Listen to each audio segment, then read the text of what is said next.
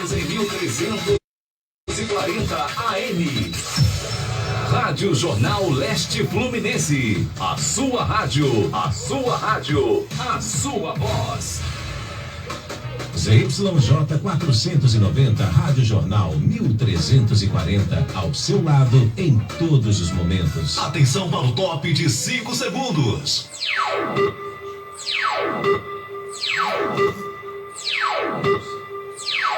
Está entrando no ar, programa Flávio Azevedo. Entrevistas, as principais notícias de Rio Bonito e região e a sua participação. Programa Flávio Azevedo. Minha gente, hoje aqui no programa Flávio Azevedo nós vamos falar de religião, né? E aí, para tratar desse tema, eu já recebi aqui pastores, já recebi padres, já recebi lideranças religiosas de várias matrizes religiosas, né? De várias, muitas fés que nós temos por aí. E hoje, para tratar desse tema, nós vamos conversar aqui com meu amigo Raimundo Ribeiro. Raimundo é Babalaorixá, acertei o nome, Raimundo? Isso. E é uma liderança eclesiástica, uma liderança religiosa, né? Dentro lá do candomblé. E aí nós vamos conversar aqui sobre as religiões de matriz afro, né? Que fazem parte aí da nossa, como diz o antropólogo Roberto da Mata, fazem parte dessa colcha de retalhos que é a cultura brasileira e uma série de influências, né, que nós temos a partir dos nossos queridíssimos povos ameríndios que aqui habitavam a nossa terra, né, por ocasião da chegada de Pedro Álvares Cabral, né, e aqui existia uma terra chamada Pindorama, não sei se você sabe disso, meu amigo, né, terra de Veracruz, de Santa Cruz. Isso aí foi depois que o Pedro Álvares Cabral chegou aqui com as 3 caravelas, né? Mas existiam aqui povos ameríndios, né? E esta terra, que hoje se chama Brasil, se chamava Pindorama. Aqui, todos muito bem-vindos. Raimundo, prazer te receber aqui, meu irmão. Seja bem-vindo. Obrigado aqui pela sua participação. Gente, 24 de agosto hoje é dia do artista. Um abraço aos nossos artistas. Vem aí, capitaneado pelo meu amigo Juca Goulart, um grande evento, aliás, 3 eventos importantes, né? O Festival Primavera, acho que Raimundo vai estar inserido aí numa brincadeira dessa aí, vai ter FETAERJ, vai ter Festival de Teatro de Rio Bonito, vai ter uma série de eventos importantes aí. O Juca esteve aqui no programa semana passada falando sobre isso, e hoje, dia do artista. Um abraço a todos os artistas. Já recebeu o Raimundo aqui na condição de artista, de ativista político, de liderança, e uma série de outros personagens. Hoje é o líder religioso Raimundo Ribeiro. E Raimundo, prazer, meu irmão, recebê-lo aqui. E um prazer maior ainda abrir espaço para falarmos das religiões de matriz afro, né? Que ao longo do programa nós vamos falando sobre os preconceitos que cercam, a discriminação que cerca, etc. e tal. Mas, seu boa tarde, meu irmão, seja bem-vindo. Boa tarde, Flávio. Boa tarde, os amigos aí na página no Facebook, ouvintes da rádio. Quero parabenizar a você, Flávio, primeiro pela essa introdução, que foi uma aula de história, né? E pelo convite, que é muito importante a gente falar de um assunto que muitas das vezes tentam nos silenciar. Pela cultura, pela tentar essa exclusividade, né? E que você dá esse espaço para a gente dar voz para quem tentam silenciar. Nós estamos aí nessa luta há 500 anos de resistência, de força, tanto é que eu estou aqui graças a toda essa resistência, essa luta, e falar um pouco do candomblé, que é uma religião que eu abracei há 26 anos, que é responsável de criar quem eu sou como ser humano, a minha personalidade, o meu caráter. Agradeço muito ao candomblé, que fez de mim o que sou. E é isso que eu tento passar para os meus filhos, é isso que eu tento falar para as pessoas, a religiosidade que é o candomblé. Estou aqui aberto para a gente conversar e principalmente para falar disso. Quando eu recebo aqui lideranças religiosas do meio evangélico, meio católico, eu começo falando sobre como se deu essa conversão, né? É o termo que eu uso, né, no meio evangélico, que é a minha formação, né? Não sei como se dá na sua ramificação religiosa, né? E você está dizendo que há 26 anos, ou seja, você tem um pouco mais de 26, então nem sempre você esteve no candomblé, né? Como é que se deu isso, Raimundo? Você nasce em qual matriz religiosa e como que se deu esse contato? Conta isso pra gente. Então, como a maioria dos brasileiros, na década de 60... Você nasceu católico. Nasceu católico, né? Nessa década de 60 até 80, nasci a ser católico. E fui católico, e eu sempre fui um buscador. Eu sempre fui religioso. A religião sempre me bateu forte. Eu não fui um simples católico, eu ainda fui coroinha. Então, é mesmo? Sim. Uma coroinha. Foi a primeira, e olha só que coincidência, a primeira missa que eu ajudei foi lá na Conceição de Boa Esperança, naquela igreja lá. Isso nos 74, 70 e alguma coisa, eu não vou lembrar agora. Enfim. E pensei até ir para o seminário, mas aí aconteceu um fato que me afastou da igreja, que foi, hoje é muito falado isso, né, o assédio dos padres com os meninos. Eu sofri esse assédio, isso eu teria 10 anos, 11 anos, isso fez com que eu me afastasse da igreja católica.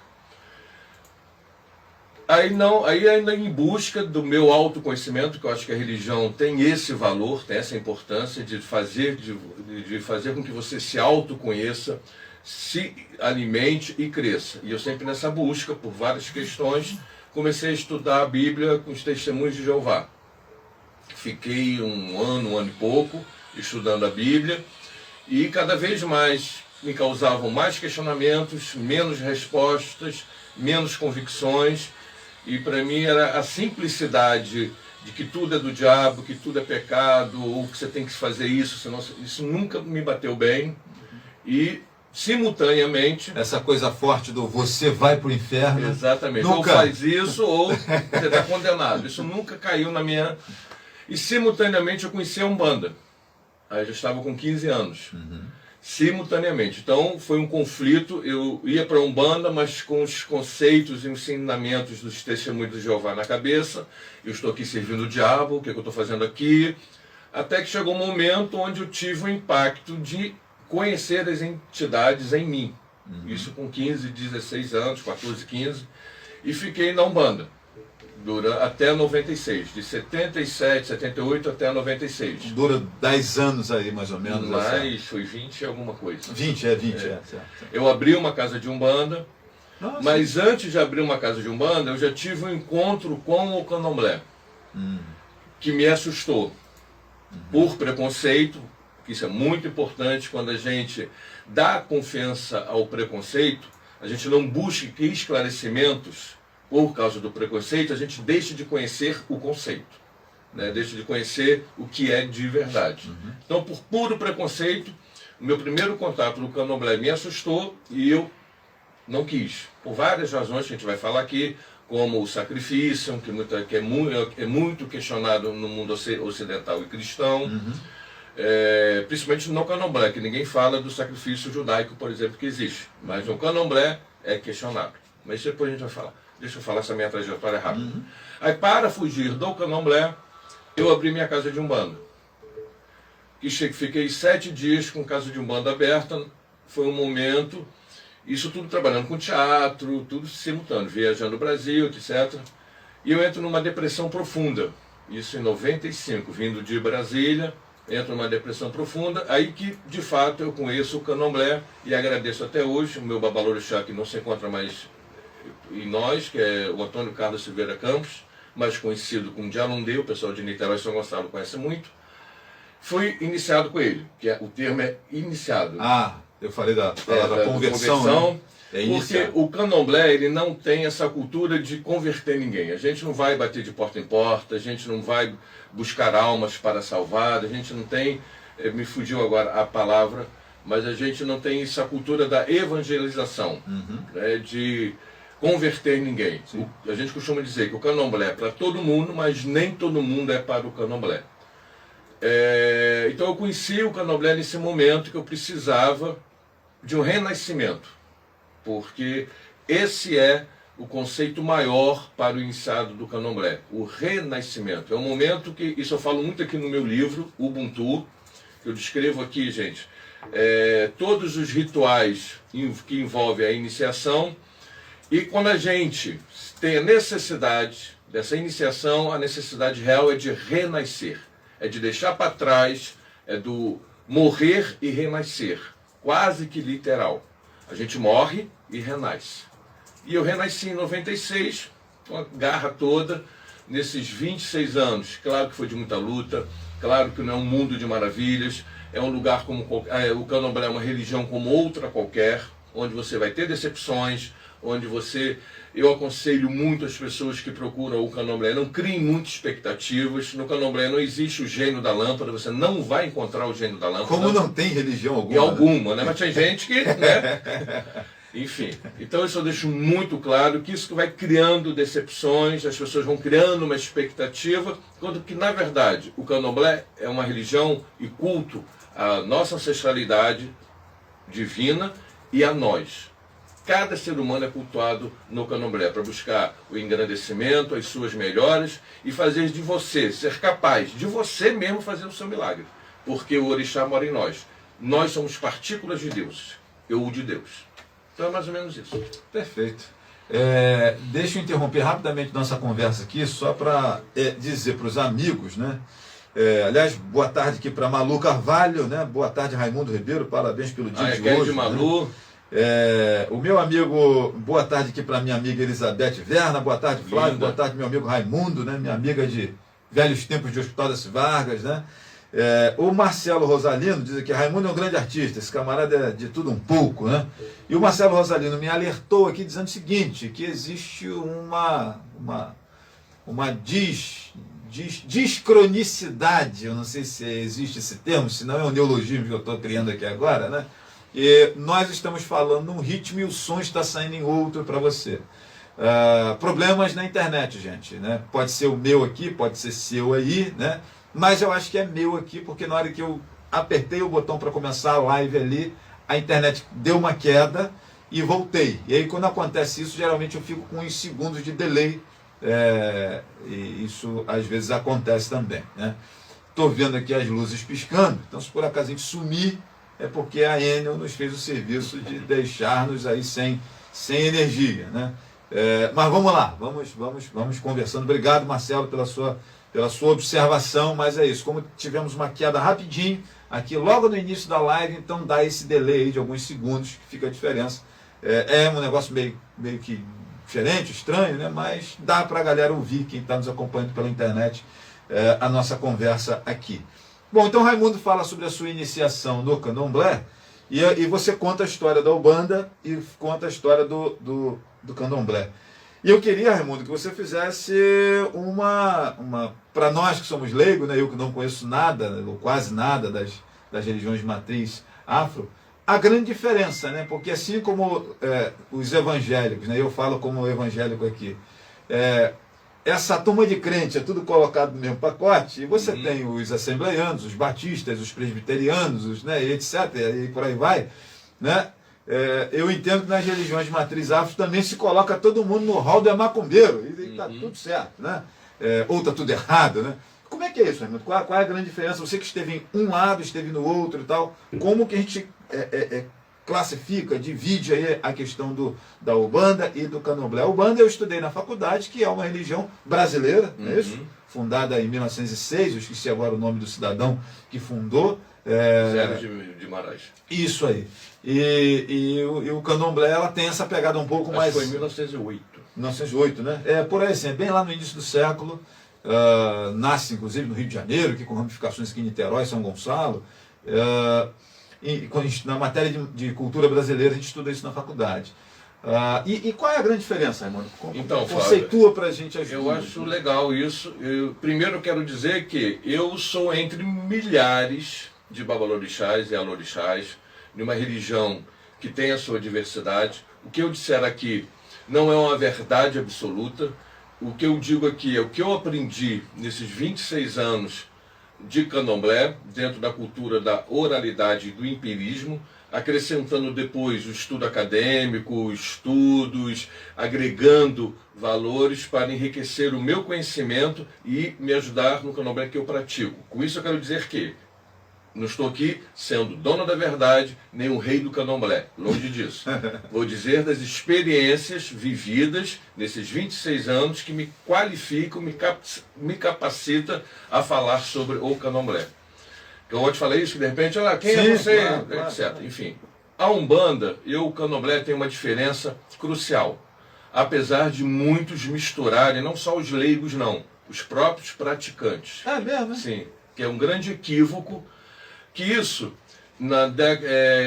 parece que o umbandista vê o candomblé como um upgrade da Umbanda, quando que não é. Eu vou pro candomblé, vou me iniciar, e minhas entidades da Umbanda vai ficar mais forte. Entendeu? Uhum. O meu Exu da Umbanda vai ficar mais forte. Nada a ver, que são dois rituais, dois cultos distintos. A diferença, uma delas, é que a Umbanda, que aí nós vamos falar de duas Umbandas, como também tem o candomblé, que a Umbanda oficial institucionou-se nessa data histórica. Porém, que os umbandistas raízes dizem que é a Umbanda do branco, que foi o branco que criou, que Zé de Moraes era branco, vindo do kardecismo, uma entidade, o Caboclo Sete Cruzilhadas, se eu não me engano, se revoltou dentro daquele ritual do kardecismo, que não era permitido ele falar e fazer o que ele queria, então essa entidade fundou a Umbanda. Porém, estudos mostram que a Umbanda vem desde 1600, com Calundum. Calundum também era um ritual, um culto vindo dos escravos de Banto, os Angola, que a gente chama, ali os primeiros escravos a chegarem. Então se misturou ali com os índios e criou esse culto. O famoso sincretismo religioso que nós estudamos. Né? Que aí veio o culto africano, veio o catolicismo. Sim. O Calundum tem muito do catolicismo, o Santo Antônio. A principal razão do sincretismo religioso era os negros fingirem que estavam adorando os santos católicos para não tomar chiclatada do dono da... Mas o Calundum ainda vai mais além. Pega o conceito, a força dos santos e é misturado mesmo. O Calundum tem lá o É um altar. ecumenismo feito mesmo de maneira intencional. Isso. Então não é só para fugir, não. É também uma maneira de tentar juntar as forças. Que é o Calundum, Tá. que hoje percebe-se muita aproximação com a Umbanda de hoje. Esse Calundum de 1600 e tal. Agora me surgiu aqui uma pergunta. Eu lembro que quando, de repente, a pessoa estava meio mal-humorado, né? Papai falava assim, rapaz, fulano hoje está de Calundum. Porque o camarada estava meio aborrecido, meio chateado, cara amarrado, de tromba, né? Etc. E tal. E vem daí. Por quê? Por causa porque eles eram carrancudos mesmo. É mesmo. Né? Por causa dos índios, a coisa de receber e ficar entendeu? Então, isso tudo. Caramba! Então, daí surge, ou seria um protótipo do que seria a Umbanda. Perfeito. Que também se viu coisas de candomblé aí, que também diz que o candomblé oficialmente foi institucionalizado em 1800 e alguma coisa, por Ianaçô, na Casa Branca, etc. Porém, tem essa história toda, desde o primeiro navio que chegou aqui no Brasil, com os bantos, que já trouxeram a sua cultura, a sua crença, e que foi se miscigenando com o povo Jeje, que veio o povo de Dahomey, e por último, o povo Queto, que é os urubanos, que foram os últimos a chegar aqui. Uma dos conceitos que nós estudamos na faculdade, quando eu estava na faculdade, a Umbanda também tem ali uma ideia de meio que naquela questão do preconceito, já entrando nesse tema, mas daqui a pouco esse assunto, né? Mas tipo assim, o candomblé em si, como ele era muito praticado pelos mais pobres, mais humildes, pelos negros, os ricos e mais abastados da época, lá no início do século XX, até que, nessa época de 1906, 1908, né? Até queriam e gostavam e concordavam, acreditavam naquela parada, mas ficava com vergonha de se aproximar dali dos negros pobres, libertos da escravidão, né? E aí cria-se então a Umbanda numa tentativa de, segundo lá o meu professor Jorge Sápia, branquear, né? A palavra que há essa vertente de pensamento. Tem alguma coisa disso aí. O povo da Umbanda e o povo do movimento negro, raiz, que diz que Zélio de Moraes teve a intenção de embranquear a cultura, que tem lá os seus motivos. Se você Como for aconteceu buscar, com o samba também, sim, né, em determinado momento, né? Aí vamos agora às diferenças. Sim. Né? O candomblé, o que se cultua... Aí a gente tem que falar da origem do candomblé para se mostrar as diferenças. Perfeito.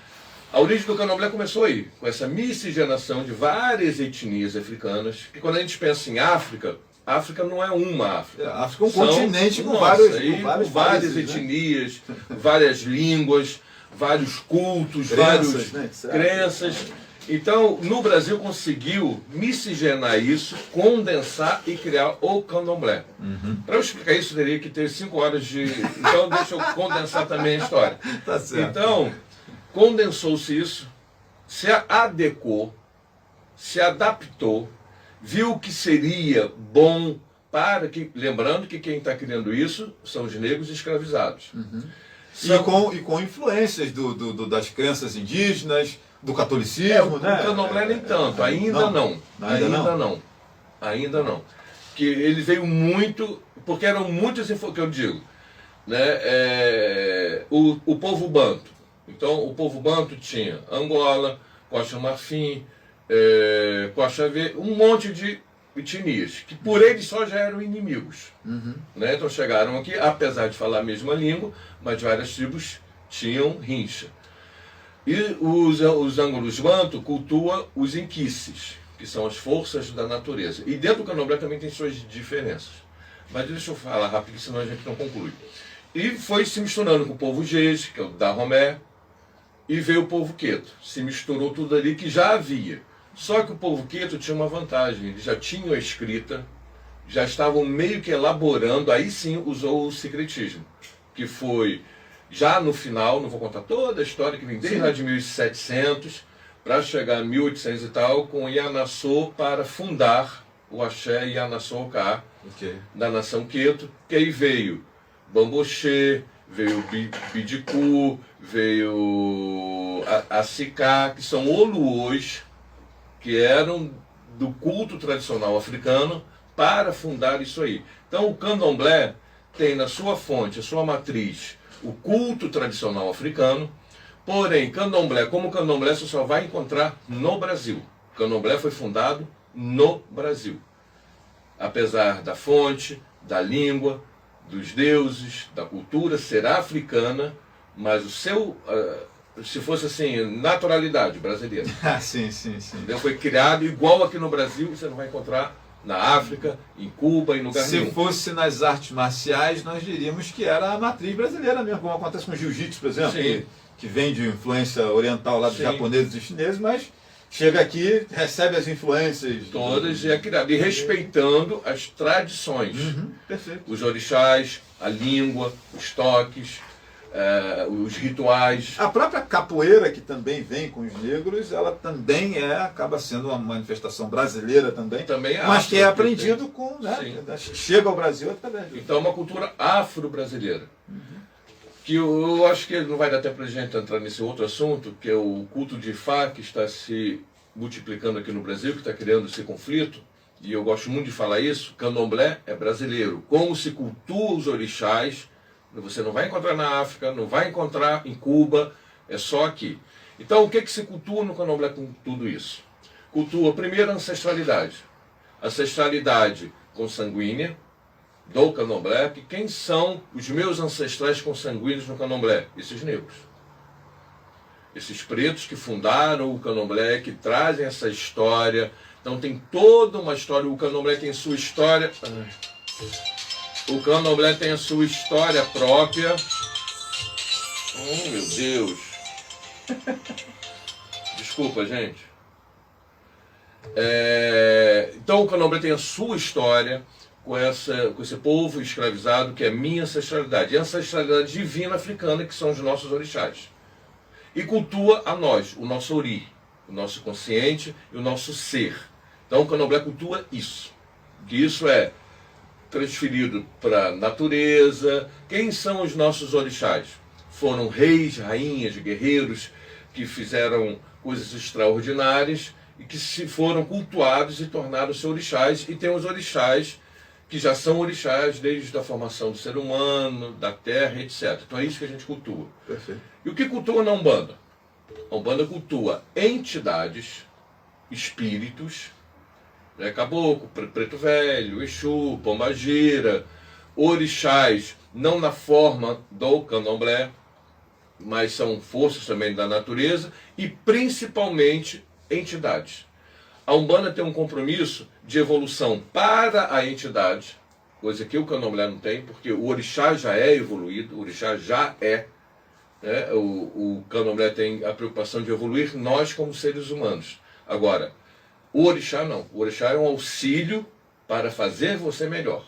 Na Umbanda não. Na Umbanda, além de tratar o ser humano para evoluir o ser humano, também tem evoluir as entidades, principalmente Exu, pombagiras, que eles vêm para se evoluir também com o trabalho da caridade, etc, etc. Quando as pessoas equivocadamente, que isso aí, com certeza você vai querer que a gente fale sobre isso, usaram o mal para isso, que isso é ruim no sentido de evolução da própria entidade. Perfeito. Então, a Umbanda cultua isso e o Candomblé é isso. A Umbanda tem seus rituais específicos e o Candomblé tem seus que tem certos que se juntar dá conflito. Tanto é o Candomblé que eu conheço, repetindo, dentro da minha roça lá, como eu vim de Umbanda, então eu tenho muita gratidão pela Umbanda, também me ajudou a construir quem eu sou, e eu também cultuo as entidades da Umbanda como ancestralidade brasileira. Só que ela não entra no culto africano, no culto do candomblé. Então, uma vez, 2 vezes por ano, no quintal, eu saúdo, faço uma louvação e agradecimento ao Exu, pombagira, caboclo, não faço nada dentro do espaço sagrado, divinizado para os meus orixás, que são energias que se conflitam. Ou melhor, nem se conhecem. Perfeito. Então, dada uma explicação aqui muito catedrática, né? E aí eu quero dizer para os amigos, né? Que o propósito de receber o Raimundo aqui não tem nenhuma ideia de ridicularizar ninguém, não, nem a fé de ninguém, tá, minha gente? Pelo amor de Deus. A ideia aqui é conhecermos exatamente, até por conta de ouvir um monte de coisas que a gente ouve pejorativamente sobre as religiões de matriz afro, né? Eu falei, não, vamos receber. E Raimundo é uma pessoa que eu conheço, é um amigo, eu sei da liderança dele. Eu não sei nem se a gente pode usar esse termo liderança eclesiástica, Raimundo, para um babalorixá, como você, não sei como é que você vê isso, porque eclésia vem de igreja, né, e tal, essa coisa toda, e vocês não têm igreja, né? Como é que é isso? Sim, é uma liderança religiosa? Legal isso. Eu acho mais adequado liderança religiosa, né? Porque igreja pra gente tem outro conceito. Uhum. E um grande equívoco também entre nós mesmos e o senso comum, achar que o candomblé não tem uma fonte, não tem um livro sagrado, não tem o que seguir.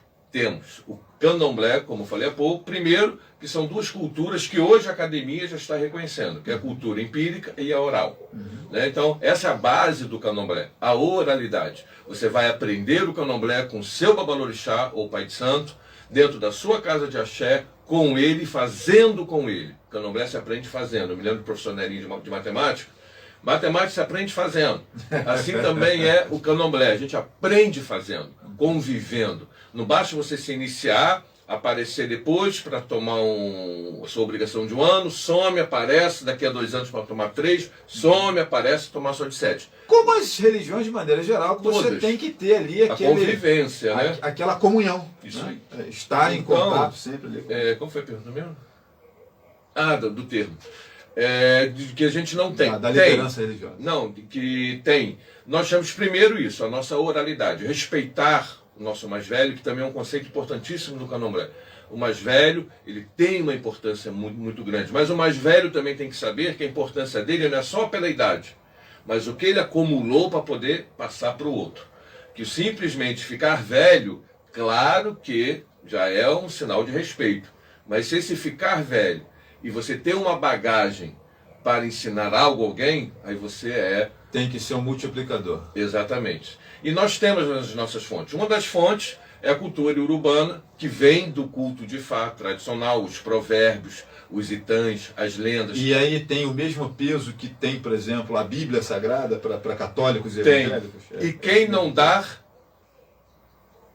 procure a dar. É mesmo. Porque é a nossa fonte. É da onde a gente bebe, é da onde vem o nosso conhecimento. Perfeito. É onde é tudo explicado. As cantigas do candomblé, as lendas, tudo ali você procura, você acha. Essas cantigas e lendas podemos comparar aos salmos da Bíblia, Aos salmos, exatamente. aos provérbios de Salomão. Exatamente, Né? exatamente. Essas coisas exatamente. assim de Nós ordem. temos uma fonte, sim. Só que o senso comum criou essa história, cada um faz o que quiser na sua casa, não é bem assim. Enfim, então, é o que eu costumo dizer aos meus filhos principalmente. Para a gente ser de axé, a gente tem que seguir alguns protocolos. Porque existe tabu, existe regra, para dar e institucionalizar. Perfeito. Né? Eu não posso simplesmente ir dentro do achismo, porque eu acho... Não é assim. E o que mais me encanta no candomblé, que fez com que eu tivesse mais do que fé, eu tenho convicção, porque fé oscila, né? Um dia você está com muita fé, um dia você está com pouca fé, um dia... Não, eu tenho convicção. Porque o candomblé você estuda, você pesquisa, você... Então, eu sou convicto, porque todos os meus questionamentos são explicados. O candomblé, eu costumo dizer que é uma alquimia. Você usa química, né, com nossas folhas, com os elementos naturais, é física, que você tem a voz, a velocidade do som, enfim, e se cria uma alquimia e que te convence, de verdade. Então, por isso, eu sou apaixonado, amo, sou convicto, sou candomblessista de sangue, de alma e de ori. E por isso, porque eu busquei e acredito nas minhas fontes, que são os nossos povos e urbanos. Essa origem, né? Porque fala-se muita bobagem sobre, sobre as religiões como um todo, e acho que a que mais nós ouvimos falar bobagens e absurdos é o candomblé, as religiões de matrizes africanas, né? E Raimundo é Babalaorixá, e tem um livro, inclusive, escrito, né? Está aqui o livro do Raimundo, nós vamos falar sobre ele daqui a pouco, Ubutum, um conto africano, por Raimundo Ribeiro, vamos falar sobre o livro daqui a pouco, mas eu queria que você conceituasse para a gente também, Raimundo, essa questão do Babalaorixá, né? Porque a gente percebe que tem alguns títulos, algumas nomenclaturas, assim como nós temos lá na igreja evangélica o presbítero, o diácono, né? O pastor, né? Lá no catolicismo você tem também nomenclaturas que se dá a determinadas funções e cargos que as pessoas exercem dentro do exercício dos cultos, por exemplo, das celebrações. Como é que é isso, Raimundo? É só o Babalaorixá? Ou nós temos alguns outros nomes também? Tem inúmeros cargos. Como eu disse, o candomblé se institucionalizou religião. Então, para ser uma religião, os protocolos, suas as hierarquias. E no candomblé também tem. Eu vou começar de baixo para cima. Por favor. Porque o mais importante é o abiã. O abiã é aquele que frequenta o candomblé, mas não é iniciado. Então, teoricamente, todo mundo é abiã. Mas tem o abiã que frequenta. Tá. Ele tomou seu bori, lavou sua conta, ele não é iniciado, então ele é um abiã. A ele é reservado uma série de participações em alguns rituais, porque o candomblé é uma religião iniciática. No nosso meio evangélico, nós chamamos esse cara de esquenta-banco. Ele vai lá, é batizado e tal, mas não faz parte de nada, não canta nada, só vai lá, assiste o culto e vai embora. Mas ele chega a ser batizado e iniciado. Isso, iniciado. Mas ele não participa ainda. Não tem cargo algum. Não quero ficar aqui só assistindo. Então aí o abiã não é iniciado. O máximo que se faz com o abiã é um bori, que depois até posso falar sobre alguns rituais. Mas ele é um frequentador. Um frequentador. Assim. Só que por ele não ser um iniciado, ele não frequenta todos os rituais. Perfeito. Ele está ali, mas não frequenta tudo. Aí vem o Iaô, que se iniciou. Iaô, a tradução seria esposa. Né? Você casa com o orixá. Você se inicia com o orixá e você casa com ele. Tanto é que a gente usa, que a gente chama quelê, que a gente chama a nossa joia, que é aliança com esse orixá. Nos primórdios e até hoje, na Casa Branca, por exemplo, que é a matriz, não inicia homem. um bom tempo, não se iniciava homem como Iaô. Hoje, até hoje, a matriz aceita que as filiais iniciam, mas ela não. Eu não consigo entender muito isso. As filiais podem, porque, enfim. Então, Iaô é a esposa, ou marido, ou, né? Você está casado com o orixá, você se encontrou com o orixá. O Iaô é o primeiro degrau. Aí esse Iaô, a gente vai perceber nos jogos, no destino dele, que a gente chama de Meridilogum, mais conhecido como jogo de búzios, que vai mostrar ali os caminhos desse Iaô. Por vezes a gente já pode perceber uma tendência para um cargo, uma tendência a ser um babalorixá ou uma ielorixá. Não existe essa obrigatoriedade, que nem todo mundo, assim como nem todo católico vai ser padre e nem todo evangélico vai ser pastor. Perfeito. Né? Então tá ali, guardadinho, a gente percebe. Quando se tem essa, talvez, será, a gente vai começando a preparar. Aí tem depois a obrigação de 1 ano, que é mais um degrauzinho, a obrigação de 3, que é mais uma obrigação, dá outros. Aí você vai crescendo também dentro da sua comunidade, mediante a sua assiduidade, o seu interesse, a sua capacidade de toda assimilação. Religião, né? Mas isso quer o aprendizado, a frequência, exatamente. Né? Tal, E você toma o tão sonhado, esperado do IGE, que é a obrigação de 7 anos. Que é, vamos dizer assim, termina o seu ciclo de Iaô. Você nasceu Iaô, vai até os seus 7 anos para se tornar um Ebome, que o Ebome é meu mais velho, meu irmão mais velho. Fecha-se um ciclo. Eu costumo dizer também que esse ciclo de Iaô, enquanto você é Iaô até os seus 7 anos, você está para receber. Você estaria para receber o axé, receber informação, você está para receber. Aprendizado, né? Aprendizado. Então, eu costumo dizer, Iaô se permite errar, o Iaô pode errar, ele está ali aprendendo, ele está recebendo, tomou seu Edugé, tornou-se Ebome, fechou o ciclo Iaô. Aí vem um outro ciclo, que muita gente dentro do canto do candomblé acha que tomou 7 anos, não precisa, acabou. Não. Aí você se tornou Ebome, até aqui você estava só recebendo, agora é sua hora de também doar. Então você vai começar a trocar com seus mais novos. E aí você se torna um multiplicador. Um multiplicador. Aquela parada. E esse Ebome, aí vai ver se vai ter um cargo. Babalorixá, Babá Quequerê, Iaquequerê, pai ou mãe pequena, que é auxiliar direto do Babalorixá. Aí tem o Tom Axé, tem vários cargos, muitos cargos mesmo, que aí vai se dividindo, subdividindo para fazer a organização do seu axé e auxiliar o Babalorixá. Porque qual o conceito do candomblé? E esse cara, ele segue evoluindo? Segue evoluindo. Para ele se tornar também um babalorixá? Sim, se tiver caminho, no próprio do IGE dele já é avisado, olha, você pode se tornar um babalorixá. Que aí é uma outra etapa. Tem que cumprir outros protocolos. Um babalorixá nunca é babalorixá sozinho. Por exemplo, eu tenho lá um filho e uma filha que são babalorixá e alorixá. O primeiro Iaô quem faz, no caso, eu fiz com eles, porque até os 7 anos a pessoa não faz nada, ela só observa. A partir dos 7 anos ela começa a participar. Aí vira mãe pequena, já aprende a pegar numa navalha, já aprende os rituais de uma iniciação, já vai aprendendo, botando a mão e fazendo junto. É como se passasse um bastão, entendeu? Não basta, estágio na faculdade. A gente faz o estágio sim. Antes de fato se tornar... Supervisionado, né? Isso. Você vai fazendo, isso. mas supervisionado por um cara que já tem a formação. Que, até você se tornar o profissional. Um independente.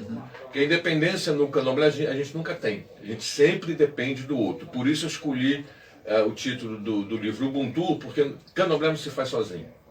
É toda uma equipe e o próprio conceito e agência do candomblé tem isso, que é comunidade. A gente remonta ambiente familiar, tribal, todos os costumes. A gente recebe muita gente que nunca recebeu um abraço, que não teve um convívio familiar saudável.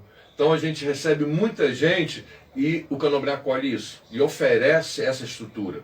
Por isso que é pai, mãe, tio, avô, a gente tem tudo dentro do candomblé, irmãos, sobrinhos. A gente remonta a estrutura familiar e tudo aquilo que uma estrutura familiar oferece a seus filhos. Essa para mim é o verdadeiro conceito do candomblé. que é outra diferença das outras religiões matrizes que não tem essa vivência. Por exemplo, às vezes a gente convive 30 dias, todo mundo ali, cabeças diferentes, formações diferentes, pessoas diferentes, mas a gente tem que buscar o convívio e trazer a normalização desse convívio e crescimento, e respeitando as diferenças. Então, o Candomblé é acolhedor. Perfeito. Minha gente, 16 horas e 5 minutinhos. Vamos aqui ver a rapaziada que deixou aqui os seus comentários. Passa por aqui meu amigo Zeca Novaes. Raimundo, querido, todo o meu carinho e respeito por você e por sua linda defesa das religiões de matriz africana. Parabéns também ao Flávio pela pauta tão importante para a sociedade. Forte abraço. Meu amigo Abraço, Zeca. Novaes. Parabéns pelo dia de hoje. Grande sujeito. Abraço para você. Bruno Almeida de Oliveira. Boa tarde, Flávio. Boa. Babá, axé e luta, colocou aqui ele. Bruno é lá de Tanguá. Dani Souza, boa tarde para você. Boa tarde aqui para o meu amigo William Cândido, né? Abraço para você, William. Amanhã, hein, cara? Amanhã é dia de Fabiana aqui para a gente falar do Mulheres Empreendedoras, hein? Deixa eu mandar um abraço aqui também para o Edson Matias, o Joamir Menezes Bastos. Boa tarde, Flávio Azevedo. Você realmente é uma pérola. Seu programa é altamente didático e de interesse público. Parabéns. Obrigado, Joamir, obrigado. E o melhor de tudo aqui são vocês, nossos ouvintes queridos, nossos seguidores, nos acompanhando aqui. Meu amigo Wesley Faria Toledo diz aqui, Flávio é um historiador, explicou bem. Obrigado, Wesley. Abraço para você, irmão. Geralmente um evangélico não costuma ter uma aproximação com os babalaorixás. Alguns por respeito, outros por preconceito, que é uma coisa inadmissível. Eu que sou evangélico assembleiano, tenho muito orgulho de poder ser respeitado pelo Raimundo de uma maneira extraordinária. Já até participei de live com ele. É um ser humano maravilhoso, escreveu aqui o Marcelo Rosalino. Diz ainda aqui o Joamir Menezes, sou batizado presbiteriano e tenho um profundo respeito pelas religiões de matriz africanas. Seu entrevistado está de parabéns, né? Obrigado, Joamir, pelo carinho aqui. Edmilson Nascimento, boa tarde, sua bênção, pai Raimundo Ribeiro. Meu filho. Edmilson Nascimento, lá em Recife, Pernambuco, nos acompanhando. Ontem alguém mandou uma mensagem aqui de Minas, cara, nos acompanhando. Muito obrigado. Hoje tem gente de Pernambuco. Célio Viana Chafinha, parabéns, Raimundo, pela explanação. Ivanusa Pereira, dá boa tarde aqui também e nos acompanha. Muito obrigado, rapaziada. Minha gente, você que quiser compartilhar aqui a conversa com o meu amigo Raimundo Ribeiro, né? Por favor, não deixe de compartilhar aqui o nosso vídeo. Utilidade pública, gente, informação, história, né? Elementos importantes, né? Para tratarmos da questão da religiosidade, que por vezes eu vejo sendo tratado na grande mídia, Raimundo, eu queria uma opinião sua sobre isso, de maneira muito caricata, às vezes em novela, às vezes em filmes, né? E às vezes se coloca de maneira muito caricata, provocando o riso, a ridicularização, etc. E tal. Às vezes provocando outras religiões, outros segmentos religiosos, né? O que eu percebo que não é um negócio muito bacana. Eu queria uma opinião sua a respeito dessa questão caricata que por vezes é colocada na televisão e às vezes você vai ver o diretor, ele é do Candomblé, ele é da Umbanda, então, e ele mesmo coloca aquela coisa meio que jocosa, meio que debochada, e isso acaba gerando uma má compreensão daquele segmento religioso. Como é que você vê isso? Eu vejo isso como manter o senso comum, né, que é a coisa que mais me irrita, é o senso comum. Sim. Que isso a gente vem explicando, e tem explicação lá desde 1500, ou desde que chegou o primeiro navio, não sei se não foi em 1560 e pouco, agora eu não vou lembrar a data. Mas enfim, desde esse primeiro instante, quando que viu no preto, o ser preto, né, como ser inferior, e abençoado pela Igreja Católica. Os negros não tinham né, alma. Não tinham alma e por isso estavam sujeitos a qualquer tipo de distrato. Era como se fosse um armário. É isso. Né, e abençoado pela Igreja Católica. Sim. Enfim. E com isso vieram os seus cultos. Né? Se o próprio ser humano não tinha alma, imagina no que eles acreditavam. Sim. Então, em plena momento de perseguição e etc. O que não era católico era demônio. Então isso vem se arrastando até os dias de hoje. A Igreja Católica ficou quietinha e, infelizmente, a partir de 77, esse maluco aí do neopentecostais Edir Macedo ressurge com esse conceito de perseguição e de demônio. E é preciso atento a uma coisa. Nós do Candomblé e o culto tradicional africano, essa divindade, demônio, Satanás, Lucifer, inferno, por incrível que pareça, isso é cristão. Sim. Né? Sim. O demônio é cristão. Sim. Sobretudo na performance, né, que é apresentada. Não é? É um conceito... O antagonista e etc. Não estou aqui criticando o cristão. Estou dizendo que essa divindade não é nossa.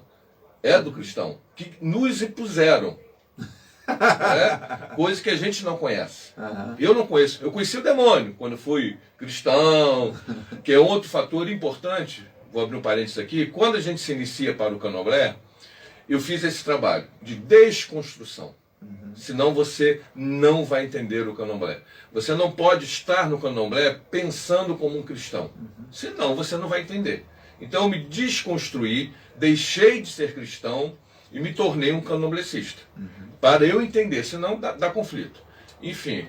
Então com esse conceito do demônio, de gente preta, gente pobre, que isso ainda a gente carrega isso. E com isso a ridicularização, e principalmente de quem não conhece. Ou quem conhece quer agradar uma sociedade para se sentir inserido. Perfeito. Entendeu? Porque se eu fosse fazer um documentário sobre o candomblé ou sobre um orixá, eu ia respeitar a tradição, ia respeitar a história e não ia fazer nada para agradar a ninguém para poder assistir ou até me dar um prêmio.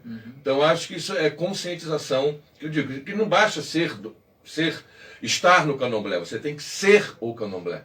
Você tem que entender o seu orixá e permitir que o orixá seja você e você seja o orixá. E com esses conceitos, com esses do senso comum, vai criando também, como eu falei há pouco, muita gente procura ou a Umbanda ou o candomblé nessa visão mágica. Como se você fosse para o candomblé, nada de ruim mais vai te acontecer. Você... Organizações Tabajaras, seus problemas acabaram. Agora, o seu orixá, que eu costumo falar, ele não tem lâmpada mágica, ele não tem capa, ele não é super-herói, ele não é mágico, mas tem gente que gosta da mágica. Então quem gosta da mágica vai pagar pelo espetáculo. Então você vai encontrar aí, não só no candomblé, como em outras religiões, do qual as pessoas pagam a mágica. O que é uma mágica? Se não é um momento, um feito ilusório. Em outras palavras, mentira. Você paga para receber uma mentira. Raimundo, usando aqui uma comparação, e aí entrando no mundo do charlatanismo, né? E eu posso falar na condição de evangélico, nós temos essa rapaziada aí, não, se você botar 1000 de oferta, a bênção vai ser... 100.000, a bênção vai ser... E aí não vem bênção merda nenhuma, né?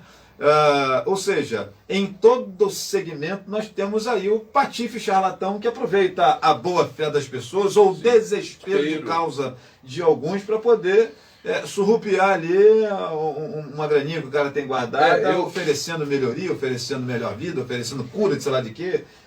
Ou seja, a picaretagem na essência, independente da fé, é a mesma, né? Quando criaram, eu acredito que quem criou essa teoria da prosperidade foi de Macedo com a criação dos neopentecostais, a teoria da prosperidade. E isso também atingiu o candomblé e a Umbanda. Também estamos sendo contaminados com essa vaidade. Porque esses dias eu estava lendo um outro babalorixá, o Acioli, que é do mesmo santo que eu vi uma frase maravilhosa dele. Nem sempre o charlatão, que a gente chama de bequeiro, né, o marmoteiro, ele quer dinheiro. Ele quer também o status. Porque criou-se também a ilusão, ou falso conceito, que ser babalorixá te dá status. Que eu não vejo status nenhum nisso. Muito pelo contrário, é um sacerdócio. Então, é pura dedicação, devoção e muito trabalho. Só interrompendo você rapidamente, dentro do catolicismo, por exemplo, nós temos até aí uma certa cisão, onde você tem lá os franciscanos, que têm os seus votos de pobreza, aquele negócio todo, que eles não concordam com aquelas catedrais nababescas, né, etc. Então são, inclusive, também meio que escantilhados por parte de seus irmãos, né, de fé, por terem esses votos de pobreza, essa coisa toda. Ou seja, em toda religião nós temos esse embate aí do sujeito que quer enricar. E o que eu digo para as pessoas, eu tenho um canal, depois eu vou deixar o link aqui, que eu faço lives todas as segundas-feiras. Muita gente não gosta do que eu falo, mas eu falo. Eu fiz um desafio nessas casas, esses grandes babalorixás, da teoria da prosperidade, rico, me apresente. Então todo mundo tem que ser rico dentro da casa dele, concorda comigo? Lógico. Se for só o babalorixá ou meia dúzia de eleitos, essa prosperidade não é para todo mundo. Alguma coisa Tá errado. de errada não está certo. Né? Né? Que claro que o babalorixá vai ficar rico. Se eu cobro, e se eu iludo, se eu faço... E ao mesmo tempo que eu disse, tem gente que quer mágica, então tem que pagar. Então, é o que você falou aí, o desespero, a carência, a falta de amor próprio, a pessoa não acreditar nela mesma, achar que tudo dela dá errado e vive nesse vício de achar que é uma condenada, que é uma desgraçada, e isso vai piorando, lógico, né? E pior, muitos de nós no candomblé que tem essa história, não estou com vontade de ir, eu estou tão triste. Gente, ninguém vai ao médico porque tem vontade de ir. Você vai ao médico, estou com vontade de ir ao médico, vou. Não, você vai no médico porque precisa. Vou lá bater um papo com ele, que eu estou sem Então, se eu não estou conversar. bem, gente, aonde eu tenho que estar? Aonde para mim é sagrado. Que eu acho que isso que falta muito, eu acho que em todas as religiões. Em todas as religiões. A pessoa sacralizar a si próprio para a sua religião. Porque fica um negócio muito distante. E quando não é, a religião vive em mim. Eu sempre conceituei, Raimundo, na condição de evangélico, né? Eu sempre conceituei o seguinte, a igreja, ou, como é que chama? Barracão, roça. O barracão, é uma oficina e nós somos os carros, né? Uhum. Carro com defeito não está na oficina, tá? Ninguém leva carro com defeito para oficina. Você leva para a oficina o carro que tem defeito, né? Uhum. Então, a igreja, o barracão, Exatamente. sei lá, se você tem problemas, você tem que ir lá. Né? Não, hoje eu estou com um problema aqui, não vou não. É a hora que você tem que ir, né? Para você buscar ali. Exatamente. Aí, e outra coisa que eu tenho observado é que eu como moro sozinho, uso todas as redes sociais, TikTok, tudo. Flávio, o número do TikTok que tem gente jogando búzios. Eu vou falar do que eu sei, não vou falar de tarô, nada disso. Sim. Mas o número enorme de pessoas jogando búzios ao vivo ali para centenas, dezenas de pessoas é um absurdo. É um absurdo. Eu fico olhando, meu Deus, como essas pessoas estão desesperadas em acreditar numa palavra que não existe uma sacralização. Me desculpe você do TikTok que joga búzio, mas eu questiono sim. Porque é inadmissível. Como é que eu vou agora aqui, vou trazer meu jogo de búzio, aqui online tem 18 pessoas, como é que eu vou jogar para 18 pessoas ao mesmo tempo? Não tem como. Mas é a carência de você ser humano procurar mágica. Para. Segura um pouquinho a onda, vai procurar um psicólogo, vai fazer uma terapia que às vezes resolve. Cara, e assim, eu tô ouvindo você falar isso aí, do cara que joga búzio, isso me lembra também aquelas pessoas que colocam trechos da pregação de determinado pastor, da irmã fulana, do padre não sei das quantas, e diz, o seu marido te abandonou, não sei o que mais, você perdeu seu emprego, por favor, segura na mão, aí coloca aquele trechinho assim, né? E o cara vai lá no status e coloca aquele negócio ali. Eu fico olhando aquela parada assim, e Raimundo, se existe uma coisa que me deixa muito chateado é o sujeito que fica copiando o troço que eu escrevi e vai lá e compartilha. Ele não escreve nada, só compartilha. O sujeito não tem a mínima presteza de tentar escrever alguma coisa por si próprio. Eu acho mais ou menos isso. Então, assim, cara, você está lá com um problema, senta, medita naquilo que você acredita, assim, em Deus, no orixá, na entidade, sei lá, no chakra, sei lá o que é o negócio. E tenta você e aquela entidade que você acredita tocar seu barco, né? E aí entra esse pessoal que fica procurando mágica, procurando cura, procurando não sei o quê, procurando felicidade, procurando e tal. E sempre usando a religião ou uma liderança religiosa como muleta, né?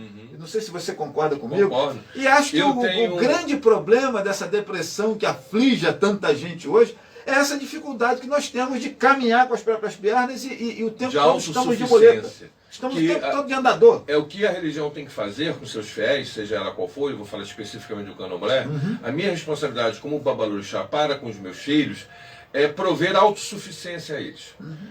De oferecer a eles todas as ferramentas e recursos que o candomblé tem para nos alimentar, para nos dar força. Que eu digo, não jogue a responsabilidade da sua vida nas minhas mãos. É muita responsabilidade, não faça isso comigo. Porque você vai criar uma expectativa muito grande sobre mim e eu não vou cumprir essa expectativa. Ninguém vai cumprir. O que eu quero e vou fazer junto com os meus filhos, e espero que todos os babalorixás e alorixás façam mesmo, é dar ferramenta. Nós do candomblé existem várias coisas. Claro que não é um passe de mágico. É religião, é devoção, enfim. E é isso. E, infelizmente, que eu costumo dizer também lá no meu canal, para os meus filhos, nós estamos em pleno século XXI. Tudo é avanço, a gente tem que se adequando aos tempos, tem que rever conceitos, rever tabus. E hoje viver sobre o medo é um risco muito grande. Cuidado, cuidado. A quem você procura? Se essa pessoa ameaça, se a pessoa usa o medo para impor o seu poder, eu te aconselho, não vai. Não vai, porque isso é um jogo psicológico que vai fazer com que você seja escravo o resto da sua vida. Religião é para te fazer melhor e não para você ficar com medo. Perfeito, minha gente. Deixa eu mandar hoje o seu programa se superou, diz aqui o Joamir, né? Jéssica Menezes Rocha, parabéns, é isso aí, Motumba, Motumba? Motumba, Babalorixá, né? Ela manda aqui um coraçãozinho branco, palmas, muito boa explicação. Elaine Fernandes colocou benção, meu pai. E a Dani Souza diz que está adorando a entrevista, aprendendo muito contigo, Raimundo Ribeiro. Esse é o propósito, viu, Dani? O propósito é esse, exatamente, de trazermos... Deixa eu abençoar aqui meus filhos. Por favor. Tá? Irá abençoe, estou vendo aqui a Elaine, que a Monjá te cubra com muito axé, Edmilson, Irá abençoe, a Iked Malu teve mais cedo, minha benção. É como eu sempre começo lá no meu canal, meu Mudjubá e meu Motumbá todos, meus respeitos e minhas bênçãos. Minha gente, recebendo então aqui no nosso programa hoje, Raimundo Ribeiro, né? Raimundo é Babalorixá. E você falou outro orixá, como é que termina? Babalorixá e? Ialorixá. Ialorixá. Mas Ialorixá é a mulher. Ah, a mulher. A mulher Babalorixá, no caso. Ialorixá. A mulher que se... Ialorixá. Sim. Que é mãe.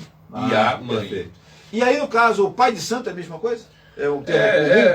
O Babalorixá, a tradução é pai de santo. Que isso existe muita polêmica de muita gente que santo não tem pai. Sim, concordo. Mas a gente está falando de iniciação. Sabe o que é esse telefone chato aqui? Pessoal de São Paulo. Mas o orixá, na pessoa, por exemplo, a minha filha aqui, Eliane, eu sou pai de Iemonjá na cabeça dela. Por quê? Porque eu fiz nascer o orixá e Iemonjá na cabeça dela. Então o orixá me reconhece, que muita gente questiona isso. O orixá vai bater cabeça pro Babalorixá? Bate sim, sabe por causa de quê? Em respeito, em agradecimento. Que o Babalorixá e o Ialorixá trouxe esse fragmento desse orixá para a terra, que é o lugar que eles adoram conviver. Os orixás amam a gente, ser humano. Tanto que foi criado esse culto para trazê-los de volta para estar conosco. Então, Babalorixá é o pai de santo e Ialorixá é a mãe de santo. Daquele orixá na cabeça do seu filho. Eu não sou pai de nenhum outro orixá que não seja dos meus filhos. Perfeito. Nesse conceito, eu não sou pai do orixá. Eu sou pai na cabeça daquele. Minha gente, então recebendo aqui o nosso amigo Raimundo, tratando desse tema muito interessante. Acho, inclusive, Raimundo, que você vai ter que voltar aqui outras vezes para continuarmos falando sobre esse tema, né? Dado o interesse das pessoas, né? E eu acho que, eu sinceramente, acompanho a mídia aí há bastante tempo e eu nunca vi na grande mídia um tema como esse que nós estamos conversando aqui, sendo tratado da maneira respeitosa de ambas as partes, tanto do entrevistado quanto do entrevistador, e a título de informar as pessoas como que as coisas funcionam, como é que é a crença, como que é isso, né? Geralmente a coisa é na base do risinho, da comédia, aquela coisa jocosa, aquele negócio meio caricato, né? O que eu não acho muito bacana. E entendo, inclusive, que perpetua o preconceito, a discriminação e tal, essa coisa toda. Eu queria que você falasse o seguinte, o que pra gente, Raimundo? Você falou comigo, Flávio, antes de começar eu vou aqui me paramentar. E aí você me vem com uma blusa verde, com os detalhes, né? E aí tem umas contas aí, um cordão. Quais são os símbolos e significados desses ícones que você traz aqui, Raimundo? Então, a roupa, né? Isso aqui a gente chama de abadá. Abadá, com temas africanos, sim, né, que remete à nossa origem, à nossa matriz. As cores já mostram claramente. Né? E você falou o nome certíssimo, contas, né, a maioria fala guia. Contas, que isso aqui são as nossas joias. São as nossas joias que têm a representação dos nossos orixás. Essa conta aqui que a gente chama, toda conta é Elequé, né? Mas essa aqui é Elequé, né? Que mostra que eu já sou um ebome. Que eu tomei meus 7 anos, que eu tenho um cara. Essa maior aí, vermelho e azul. Isso, isso aqui, que se você olhar, a pessoa já tomou seus 7 anos. Essa peninha lá com a flecha. Isso aqui é o Ecodidé, que é o nosso pássaro sagrado, que consagra o Iaú. Tá. Não existe Iaú É um arco e flecha aquele lá? É o Ofá. Tá. Por eu ser de Queto, o Ofá é o Oxóssi. Perfeito. E essa conta aqui é do meu orixá, meu pai era Intire, né, que é meu orixá que identifica. Esse aqui é o Xoguian, que é um orixá muito próximo também a mim, que representa muitos dos meus caminhos. Tá? Essas contas, você não vai ver um Iaú, pelo menos no candomblé tradicional, candomblé Gokutu. Iaú não se para. Iaú ele vai ter o seu Dedê Logum, vai ter o seu Mocan, que o Mocan, deixa eu ver se tem uma foto aqui do Mocan, é uma coisa de palha. Tá. Tá? Sim. Que é a verdadeira conta do Iaú, o Mocan. Perfeito. Aí você falou que eu falei certo, que eu chamei de conta e não de guia. Qual a diferença da guia? Guia é na Umbanda. Tá. Que a gente tem que tomar, que eu falo com os meus filhos. Cuidado com os nomes, porque se eu converso com você, né, eu vou saber de que linha você é, vou saber até qual axé que você é, determinando algumas palavras que você disser. Por exemplo, no Jeje, eu fui feito em Jeje. Não existe essa conta aqui, existe outra conta que é Rungef, que respeito a todos, mas que equivocadamente tornaram o Rungef uma conta de grau, quando na verdade não é. O Rungef é uma conta especificamente da nação Jeje. Tá? E tem a ver então também com esses povos, né? Cada etnia, de onde vem a origem da religião. A religião afro-brasileira, ou seja, tem a ver com esses povos afros, de onde vem essa influência que nós temos aí. Raimundo, vamos falar um pouquinho sobre a boa e velha macumba da encruzilhada. Me permita usar aqui esse termo para a galera em casa entender também. E aí tem aquela rapaziada que passa, diz que tem que pedir licença, tem outro que chuta, tem outro que ignora, tem outro que xinga, etc. e tal. O que significa exatamente isso? De onde vem, né? E aí tem uma que tem frango, tem outra que tem cerveja, tem outra que tem farofa, tem outra que tem dinheiro, tem umas que tem faca, tem punhal, etc. e tal. Conceitua basicamente pra gente o que é isso, como é que é, e é verdade que se o cara chutar, cai o pé. Então, como é que é isso, Raimundo? Eu gosto muito de citar nessas situações Clarice Lispector. No livro dela, que não tem nada a ver com religião, mas no próprio poema também, eu sou vários em um só. eu gosto muito de poemas. Enfim, tem o livro dela, A Hora da Estrela, que ela fala, a personagem, ela fala sobre essa personagem. Ela acreditava em anjos. Por ela acreditar, eles existiam. Ponto. Então, se você não crê aquilo como sagrado, para você não é nada. Então, pode ou não ocorrer algo, pode ou não. Porque aquilo também tem um tempo. E generalizou macumba como sendo feitiço, para o mal, não sei o que, não sei o que. Macumba, todo mundo hoje já sabe que é um instrumento. Mas aquilo ali são oferendas, que é uma prática nossa, tanto da Umbanda quanto do Candomblé. Então a gente faz oferendas ali, que muitas das vezes é para salvar uma vida. Muitas das vezes é para ajudar alguém a abrir caminho, etc. Não necessariamente é para o mal. O fato de ficar numa esquina, numa encruzilhada, e tal, isso tem alguma influência? Tem a ver com o senso comum e esse preconceito que associou Exu ao diabo. Quando Exu não tem nada a ver com o diabo. Principalmente do Candomblé. Tá? Aí eu vou falar de Candomblé, tá, gente? Quem é o Exu no Candomblé, que comumente a gente fala Bara, Exu Bara? O Orixá Exu é o início, é o movimento. É o Orixé, o mensageiro do Orixá. Nada acontece se Exu não tomar conhecimento, que é ele que vai dar o passo inicial, ele que vai dar o start. Exu é o próprio movimento, ele que faz a terra girar, ele que faz as coisas acontecerem. Então nada acontece sem que Exu faça acontecer. Então, a morada dele é a estrada, é o caminho, seja encruzilhada, seja um caminho, seja rua. né? Que é onde ele atua, é onde ele faz acontecer. Então, muitas das vezes, você vai ver coisas na encruzilhada, você vai ver coisas, por exemplo, em trilha do trem, que é para algum. Você vai ver, você que está andando muito, você vai ver coisas em cachoeiras, em rios. O que eu aconselho aos meus filhos, quando fazem isso, é não usar barro, vidro, pano, a gente botar na folha de mamona, para que nós cultuamos a natureza. Então que a gente também ajude a preservar a natureza. Aí vamos para o lado ecológico, político, né, social. Eu fiz uma crítica a uma série de ícones que eu encontrei, não sei de onde era, né, e tal, em Cachoeira dos Bagres. E aí o Luiz Miranda, que você conhece bem, né, seu irmão, fez uma dura crítica, não ao meu texto, pelo contrário, ele se solidarizou comigo, falou, Sim. Flávio, isso é uma imundícia, uma porcaria, isso não é por aí, papapá. Eu achei muito... O Ramon também fez uma... Ramon Veloso? Isso, fez uma ponderação também nesse sentido de que os cursos devem ser usados, mas depois de não sei quanto tempo, então, quando acaba, recolhe para que não fique ali. Inclusive ele falou, Flávio, isso é ofensivo aos orixás da natureza, que não gostam de porcaria, não gostam de sujeira, etc. Então o cara que fez isso desconhece totalmente exatamente o... É isso. Graças aos orixás, tem muita gente consciente hoje em dia. Né? Tanto da Umbanda, meu irmão Luiz Miranda é um chefe de terreiro, um pai de santo de Umbanda.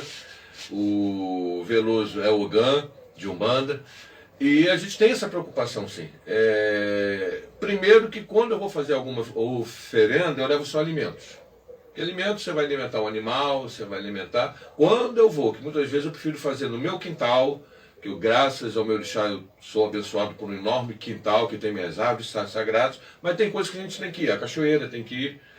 Então eu procuro pano, como eu falei, pano, vidro, alguidar de barro. Para que isso? Não tem essa necessidade. Aí vai quebrar ou não a perna se alguém chutar ou não. Então, aquilo dali, gente, naquele momento que eu estou arriando uma oferenda, que eu estou invocando, no nosso caso, que a gente tem oriquis, rezas, e cantigas, a gente está ali invocando, naquele momento a vibração está ali. Depois a vibração a gente vai. O que vai ficar ali é um alguidar com farofa, mais nada. Ou você acha que a entidade ou os orixás vão ficar ali? Eu estou aqui, vou vigiar que vai vir alguém aqui, mexer aqui, eu vou quebrar a perna desse cara. Não, né? Então, são energias que o Exu faz se movimentar. Agora, se alguém lá vai chutar ou vai fazer... Ou seja, isso significa que se você terminou ali, limpou, tirou, não vai desfazer aquilo Nunca. que você... Ainda mais se você deixou... Que também tem uma outra prática. Eu não gosto de asfalto. Eu vou botar em terra. Numa estrada de terra. E se é uma farofa, acho que eu nunca botei frango assado. Mas se eu vou botar, olha que delícia para um cachorro daqui a pouco passar ali. Não é não? O cachorro tá ali de rua, vai adorar achar aquele banquete ali para ele. Enfim, então... Eu acho ruim deixar sujeira. A minha família é de músicos, né, cara? Eu tenho um tio que disse que uma vez encontrou um violão numa parada dessa. Ele falou, Flávio, vai pegar, lógico. Eu pedi licença, ele peguei o violão e... Cara, ele ficou com o violão durante muitos anos. Então, aí é muito folclore, muito misticismo que coloca em cima da gente para até justificar a intolerância. Eu tenho encontrado muito, então é por isso que eu encontro feijão fradinho, é isso? Isso. Às vezes em folha de bananeira, né? Sobretudo nesses espaços assim naturais, eu encontro muito feijão fradinho. O feijão fradinho tem algum exemplo? De Oxum. É um prato que a gente oferece para Oxum, que é o omolocum, feijão fradinho, camarão, você deve ver camarão, dendê, ovo cozido. Ovo cozido. Pipoca, às vezes também. Pipoca, aí vai depender muito. Tem muitos reboches, vários sentidos e valores, aí vai depender muito. E aí, em relação à questão da maldade, né? Que todas as vezes que a gente vê eu acho que o principal preconceito que existe é porque a pessoa entende que alguém está pedido ali naquele negócio, né, cara? Alguém vai morrer. Você encontra ali uma oferenda, né? Numa esquina, no lugar, e tal. Ih, rapaz, alguém aí vai estar pedido, etc e tal. E você está colocando aqui que nem sempre... Nem sempre. Quase nunca. Aliás, eu tive uma conversa com você muito interessante que não é nem muito comum essa coisa de se fazer algo dessa natureza para fazer o mal a alguém, pelo contrário. Então, aí nós vamos falar de duas coisas. Deixa eu só mandar um abraço aqui pro meu filho lá da Argentina, o Alejandro. Beijão, meu filho. Aira abençoe, que o Shoguiante faça sempre vitorioso. Saludos também, né, meu filho? Então, a gente vai falar aqui de duas coisas. Como eu disse há pouco, não basta estar no candomblé, tem que ser do candomblé. Conhecer os conceitos, conhecer os provérbios urbanos, conhecer os itãs, conhecer as histórias, que quem conhece vai saber que fazer o mal não está nas nossas diretrizes. A gente tem, eu até segunda-feira fiz a última live de segunda-feira falando exatamente sobre isso, ebó e feitiço. Então, a gente que é de axé de verdade, que cultua orixá e candomblé, a gente não faz mal, porque a gente sabe que o feitiço, a gente vai entrar numa vibração que a gente nunca mais vai sair. Se eu começo a fazer o mal, eu nunca mais vou sair dessa vibração. O mal vai estar sempre vindo ao meu encontro. É mesmo? Sim, pode ter certeza. Sempre vai estar vindo ao meu encontro. E eu nunca mais saio dessa linha vibratória, porque é isso que eu sei e é isso que me conhece. É essa vibração que me conhece e me reconhece.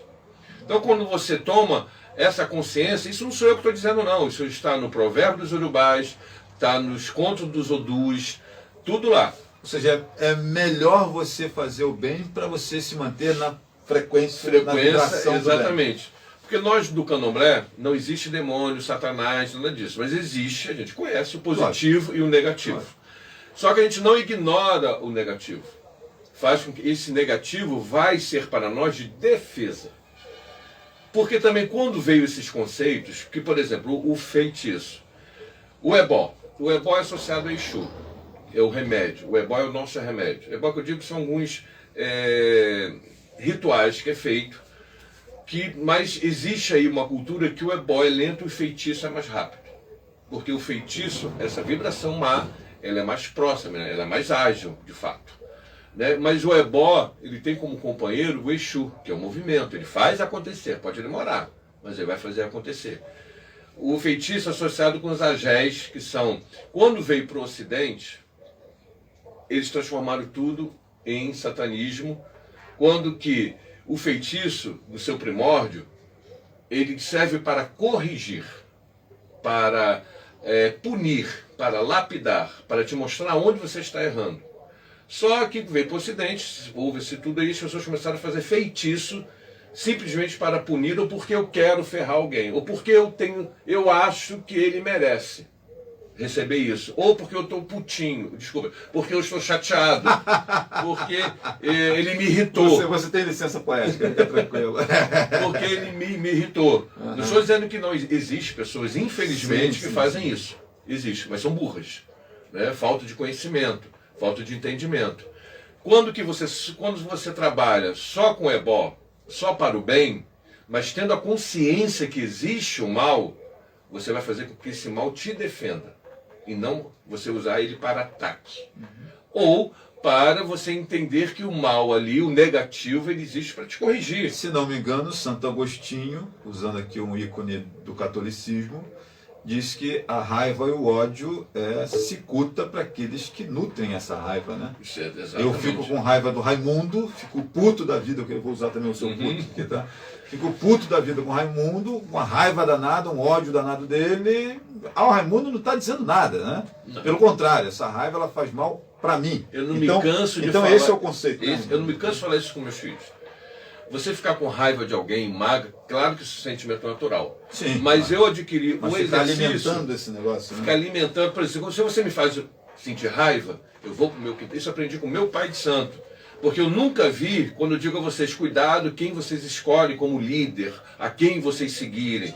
Se você vai seguir alguém que você vê esbraguejando, amaldiçoando, acha bonito, mas quando for para você, não sei se você vai achar tão bonito. Né? Então eu tive a bênção de ser iniciado por um homem que eu nunca falo. Eu convivi com ele 11 anos.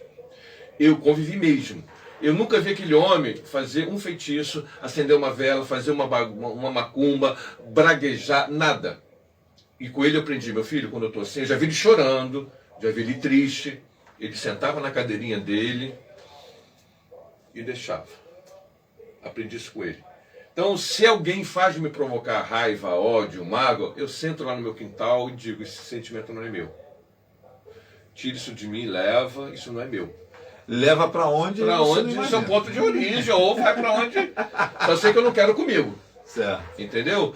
Então, não é dizer que você sentou lá e guiou, não. Vai pegar, vai entrar no bolso de não sei. Não. Porque eu acredito, gente, o meu sagrado é o vento. O vento para mim é sagrado, as minhas árvores, o chão que eu piso é sagrado. Então, se eu não estou protegido ali, se aquilo ali não vai me dar um sustento, uma sustentabilidade para enfrentar tudo isso, eu estou no lugar errado. Então, essa é a certeza que às vezes eu digo que o bom do candomblé, que a fé é palpável. Sabe, eu sinto isso, por isso que eu sou convicto. Tem dias aí que eu vou dizer que existe milagre sim no candomblé e da prosperidade. Tem dia que eu estou cantando moeda, eu sento no meu quintal, acontecem coisas e eu faço candomblé. Se você for um dia no meu candomblé, você vai achar que eu sou rico. Faço candomblé bonito, não é ostentando, mas o candomblé para uma pessoa dura, desempregada, você vai olhar, cara, esse cara roubou. Não, mas é como se brotasse e aparece. Então o milagre, não estou dizendo, vai se iniciar que você não vai precisar trabalhar. Não é isso. Não é isso, que não é tão simples assim. Mas eu digo que o orixá faz acontecer. O milagre da multiplicação também acontece no candomblé. Muito. E não só na nossa lógica aqui. Porque ontem eu estava conversando com minha filha, eu não sei se ela está aqui ainda, a Elaine, né, que a gente do candomblé, por não ter essa filosofia da evangelização, também não temos do testemunho. Perfeito. Porque se você conviver numa casa de candomblé, você vai ver testemunhos maravilhosos. Pessoas que se reencontraram, pessoas que largaram droga, igualzinho, entendeu? Pessoas que se sentiram acolhidas, porque o candomblé é isso, o candomblé não aceita a pessoa como ela é. Não importa se você é homossexual, se você seja o que for. Essa história de eu amo o pecador e não o pecado, a gente não usa isso. A gente ama de verdade e acolhe. E vai fazer você ser um ser melhor sem que você precise perder a sua essência. Você não tem que deixar de ser homossexual para ser aceito. Você não tem que deixar de ser pobre para ser aceito. Entendeu? Claro que drogas, que aí vem um outro conceito para a gente de drogas. Não é apenas imoral ou ilegal. Também energeticamente não é bom. A cachaça, né? Na minha casa não serve cachaça, nenhum filho meu é permitido beber cachaça. Maconha e cocaína, eles atraem maus fluidos e negativam o seu odor. Então, aí você faz isso, acontece, como por exemplo também eu aconselho, não vá promiscuidade, cuidado onde você vai, com quem vai, porque é muito mais fácil a gente falar que é macumba de alguém fez macumba para mim, do que você tomar consciência que você mesmo te colocou no lugar ruim, que atraiu coisas ruins, que tudo aquilo que tinha de positivo você negativou. Perfeito. Ainda sobre a questão das oferendas, minha amiga Regina escreveu aqui o seguinte: boa tarde, soube que os famosos despachos eram feitos para alimentar os escravos fujões e eles, para ninguém mexer, espalhavam que aquilo faria mal em quem colocasse as mãos. Depois que inventaram isso, ela faz aqui as ponderações. Tem alguma? Isso foi divulgado aí um tempo, isso aí, contaram até a história, que mostrava o caminho para os quilombos. Não, Regina, isso aí é folclore, não. É meio parecido com aquela história da manga com leite, né? Isso. Na verdade, o que se fazia para encontrar os quilombos eram as tranças nagôs que faziam mapas. Mas esses despachos, não, que isso aí é meio que vulgarizar. Parece bonitinho, né? Mas na verdade está vulgarizando um costume que vai muito além disso. É alimento mesmo, é energia. E o candomblé é diferente de todas essas também, porque o candomblé não é cristão. Então já a Umbanda é cristã, o kardecismo é cristão. Então uma coisa que diferencia muito o candomblé, e é esse entendimento que muitos de nós do candomblé não temos, e temos vergonha disso, não tem que ter vergonha. Assim como o judeu não tem vergonha, enfim. Como é que funciona, antes de você falar da questão do preconceito, como é que funciona esses essas datas religiosas, Natal e tal, sendo assim, no caso...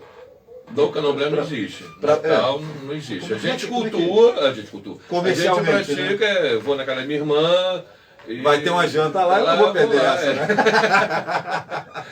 Mas a gente não tem esse símbolo, né? Perfeito. O nosso Natal é individual de cada um, vamos dizer assim, quando a gente nasceu, por exemplo. O meu Natal, que a gente chama o meu Odum, é dia 8 de dezembro, coincidentemente, feriado em Rio Bonito. É o dia que eu nasci para o Candomblé. Perfeito. Mas vamos falar um pouquinho do preconceito, né? Bom, Flávio, a gente já falou aqui sobre, né, coisa de preto, de pobre. Eu vou fazer, como tem pouco tempo, eu vou fazer um apelo, que eu já fiz esse apelo numa igreja lá, evangélica, lá no Parque Andréia. Já fiz em minhas lives, vou aproveitar aqui a repercussão do seu programa, de vários evangélicos assistirem. Eu vou fazer um apelo aos pastores, tá, que usam púlpito para nos defamar, né? Falar que nós somos o diabo, cuidado com isso, cuidado. Que eu vejo, às vezes, um pastor saber muito mais do que muita gente que frequenta, sabia? Fala o nome de orixás, fala o nome de Exus, fala... E quando que vai para o seu púlpito, querido pastor, pregue a palavra de Jesus, que você acredita como sagrado. Eu respeito a sua palavra, eu respeito a sua Bíblia. Para mim, não é sagrado, mas eu respeito que você veja como sagrado. Então divulgue a sua palavra. Deixa para nós do Candomblé falar do Candomblé para quem queira ouvir. Que a gente não vai de porta em porta. O Candomblé é para todo mundo, mas nem todo mundo é do Candomblé. E eu culpo sim, responsabilizo sim, Flávio, esses pastores que usam púlpito para divulgar, que isso estimula. Porque as pessoas que estão ali ouvindo, muitos deles não têm discernimento, não têm capacidade cognitiva de entender. Que aí você vê hoje bandidos de Jesus que vão e quebram roças de santo, que obriga a mãe de santo a sair da comunidade. Isso é estimulado por quem? São esses discursos desses pastores que apontam para a gente como sendo do demônio.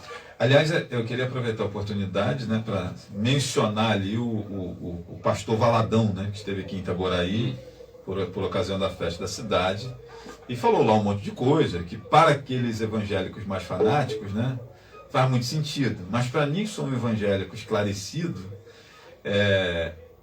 cara, ele pode até acreditar daquele jeito, mas eu acho que, sobretudo num ambiente que era uma festa da prefeitura, aniversário da cidade, você não tem só evangélicos ali assistindo, né? Você tinha toda uma quantidade enorme de pessoas de outros credos, etc. E tal. Eu achei que foi de muito mau tom, de muito mau gosto.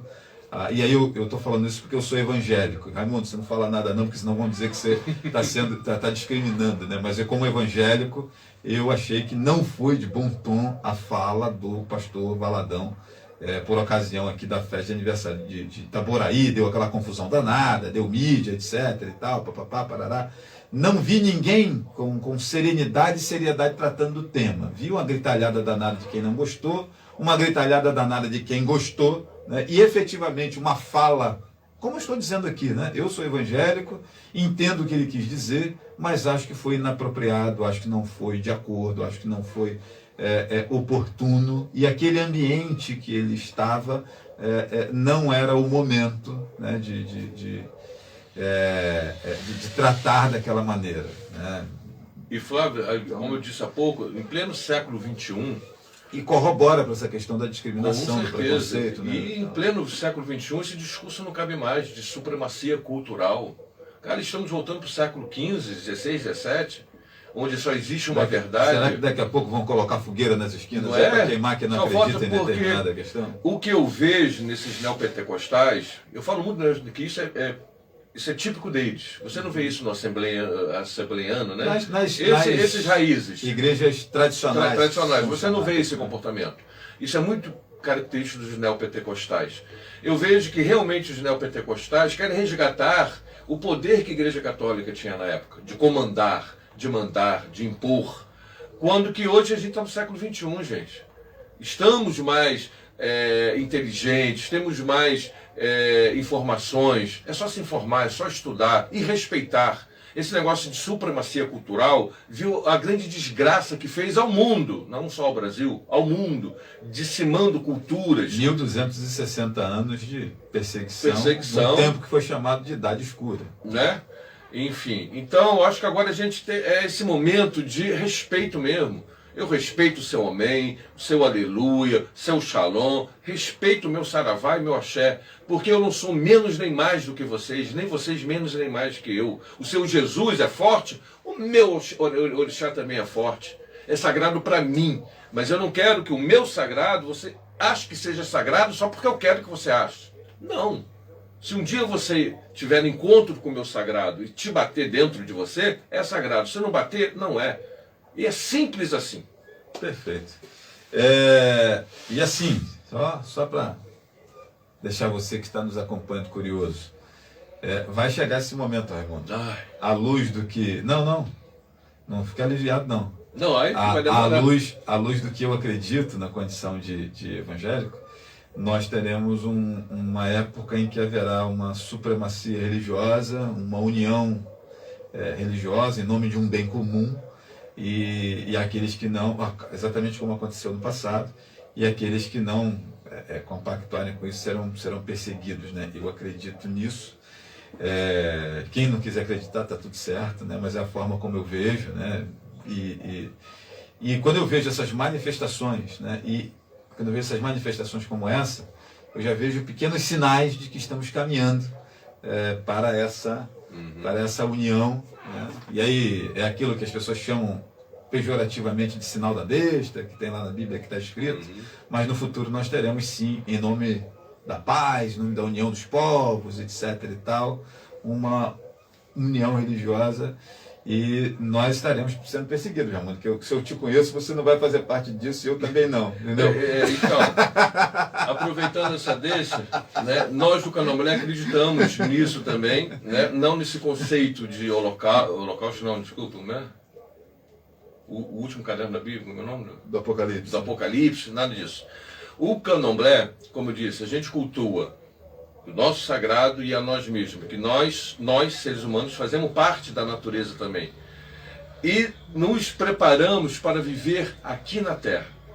O orixá tem um compromisso comigo até o meu último suspiro. Ele vai me prover, me dar condições de viver esta vida e possuir tudo que nela há de melhor. Aí vamos conceituar melhor, cada um vai ver o seu melhor. E para que eu vá para a ancestralidade. Perfeito. E eu tenho certeza que meu lugar na ancestralidade está garantida, e lá sim, eu vou ter lá essa paz religiosa, que lá eu só vou estar com os meus. Mas, enquanto isso não acontece, vamos nos esforçar para viver em respeito a cada um aqui. Parem de nos apontar. Parem. Cultua o seu demônio, seu pastor. Ele é seu. Ele faz parte da sua cultura, não da minha. Tá terminando? Não. Mandar um beijo. Deixa eu mandar um abraço aqui para Ana Paula Solano. Parabéns pela entrevista. Isso é muito importante para tirar muitos preconceitos das pessoas, né? Abraço, Ana Paula. Meu amigo Joel Jefferson diz aqui: boa tarde, Flávio. Raimundo é um cara sensacional, por isso respeito, pois sempre me respeitou, né, como as pessoas na minha religião. Rosiane Inácio diz: boa tarde. Não consigo entender a discriminação que a sociedade faz com a religiosidade das pessoas. Acho que qualquer tipo de discriminação, seja de que ordem for, uma manifestação de ignorância, falta conhecimento. E boa tarde aqui para minha prima Clarice, um beijo para você, Clarice, e um abraço aqui para Nai Santos, que escreveu aqui: pai, minha irmã de perfeito irmão Raimundo Ribeiro, né? E eu quero fechar a conversa falando especificamente do Ubutum, que é o seu livro. Como que a galera consegue adquirir o seu livro, Raimundo? Aqui no... teoricamente, o que é que nós encontramos aqui de orientação no seu livro, né? E assim, moçada aí da cultura, da nossa cidade aí, de vez em quando estão sendo procurados aí os escritores, etc. e tal. Olha, vocês estão esquecendo que Raimundo é escritor, hein? Tem um livro lançado chamado Ubutum, né? E ao procurarem os escritores, por favor, não esqueçam de incluir o meu amigo Raimundo aí como um dos escritores da nossa cidade. Tem aqui o seu livro Ubutum, e acho que tem outro vindo por aí, né? Estou escrevendo outro. Tem outro, né? Eu vou botar aqui, gente, no chat aqui, o link porque esse livro é por pronta entrega, né? Ah, perfeito. Você não tem dinheiro para comprar uma edição, então o Clube dos Autores dá essa... Eu até aconselho quem queira, né? Você encomenda, ele entrega na sua casa, deixei o link aí. E esse livro aqui eu descrevo, é uma ficção, porém com realidade. Eu criei um personagem que foi a primeira vez a uma casa de candomblé numa saída de Aô. E eu vou explicando a esse visitante tudo que vai acontecendo, os porquês, para quês e para onde. Você faz um guiamento do cara. Ali. Exatamente. Igual eu olhava o sujeito para conhecer a cachoeira fazendo guiamento, Isso. você através do livro. Aí vai entender o que é esse Ecodidé que o Flávio perguntou, que é a nossa pena sagrada. Então, na nossa entrevista aqui, nós já matamos mais da metade do livro. Não, mas foi bem, mas o livro está bem que o livro é embasado, tem Sim, as instâncias, claro, as claro. cantigas, com traduções, eu explico tudo, por que uma pessoa tem a necessidade da iniciação, o que gera e gira em torno da iniciação. Eu acho que esse livro aqui, principalmente para você que não é do candomblé, mas que acha que deveríamos ser respeitados, você ter esse argumento, que não dá só para dizer, eu não sou do demônio. Nós temos que ter argumento. Isso aqui vai te dar argumento. E você que seja do candomblé ou da umbanda, são argumentos para debater. Porque não adianta chegar com um intolerante e ser um intolerante também. Rebater com ofensas. Não, eu rebato com argumento. Eu provo com A mais B que o meu é sagrado também. E com informação. Não, tem outros livros também, mas claro, esse aqui que eu aconselho. E isso as palavras finais aqui para a moçada que está acompanhando aí o programa Flávio Azevedo. Então, mais uma vez, parabéns e obrigado por esse espaço para a gente falar de um tema, principalmente aqui. Fico com a impressão de que você precisa voltar aqui outras vezes, porque não se esgotou o assunto, como você falou. Virei, quantas vezes quiser. Eu acho importante, né, dar visibilidade e voz. Essas pessoas aqui que ouviram vão multiplicar. E lembrando, algum pessoa do candomblé que assista isso, não estou aqui me colocando como o poderoso, nada disso, tá? Com muito respeito a todos, que minha intenção maior é que você que não seja do candomblé nos respeite. E que você que é do candomblé, procure se aprofundar mais. Dar veracidade nas suas palavras e suas ações. Que a gente só vai combater a intolerância quando nós tivermos consciência de nossas ações. Muitos de nós não sabem o que está fazendo, por que está fazendo, procure saber. E, mais uma vez, aos evangélicos, principalmente os neopentecostais, vamos diminuir isso aí, valorize o seu Jesus, assim como a gente valoriza os nossos orixás. A todos eu desejo, esse mês que é o nosso mês do nosso grande Omulu, né, nosso orixá da saúde, que cubra todos que precisam dele. Um grande abraço, pesquisem. Estou no meu Facebook, meu canal, procura lá, Babalorixá Raimundo de Airá. Estou aberto para a gente conversar, para conhecer. Não é evangelizar ninguém, tá? Mas te apresentar o que de verdade é o candomblé. Muito obrigado a todos. Você queria acrescentar alguma coisa? É importante, sendo de eleições, não vou fazer campanha para ninguém não, mas principalmente nós, tolerantes, ou que precisamos da tolerância, vamos nos preocupar muito em quem votar, porque esses neopentecostais são um projeto de poder, como eu disse, eles querem resgatar a força que a Igreja Católica tinha na Idade Média. Então nós, do candomblé, da Umbanda, de outras religiões, tá? Vamos, infelizmente, vamos ter que nos misturar com isso. Eu não sou muito a favor de votar no religioso, mas pelo menos alguém que tenha em pauta a preservação de um país laico. E principalmente que nos proteja e nos defenda e que faça valer a lei. Agora, de verdade, beijo. Minha gente, um abraço grande. Volta amanhã às 15 horas com mais um programa Flávio Azevedo aqui pela Rádio Jornal 1340 AM Leste Fluminense. Muito obrigado, Raimundo. Muito obrigado a todos que estiveram aí nos acompanhando, nos prestigiando. Papai do Céu, abençoe muito cada um de vocês, né? No caso do candomblé, Axé. O axé, né? Que todos os orixás, Bobô Orixá, nos ilumine e nos guie. Isso aí, minha gente. Um abraço grande. Que as boas influências, né? E que elas estejam sempre presentes dentro de nós, estejam cada vez mais efervescente dentro de cada um de nós. Um abraço grande aos amigos, muito obrigado pelo carinho